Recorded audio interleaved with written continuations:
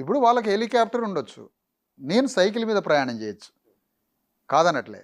కానీ ప్రయాణం చేయక తప్పదు, పోరాటం చేయక తప్పదు, భావజాల వ్యాప్తి చేయక తప్పదు.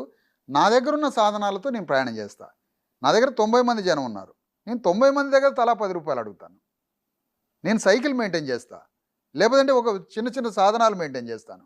కానీ పోరాటము, యుద్ధము తప్పదు, ఒక్క దగ్గర నుంచైనా తప్పదు. ఒక కబీర్ యొక్క ఆలోచన, జస్ట్ కబీర్ యొక్క ఆలోచన శివాజీ రాజ్యానికి పునాదయింది, గుర్తుపెట్టుకోవాలి మనం. ఒక బుద్ధుడి ఆలోచన సమ్రాట్ అశోక చక్రవర్తి రాజ్యానికి పునాదయింది, అది ఆలోచించాలి మనం. డాక్టర్ అంబేద్కర్ యొక్క ఆలోచన కాన్షీరామ్ సృష్టించిన రాజ్యానికి పునాదయింది, మనం అది ఆలోచించాలి కదా.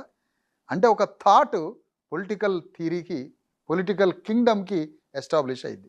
భావజాల వ్యాప్తి ఇక్కడ ప్రధానం కదా. అందుకని నేను ప్రయాణం చేయక తప్పదు.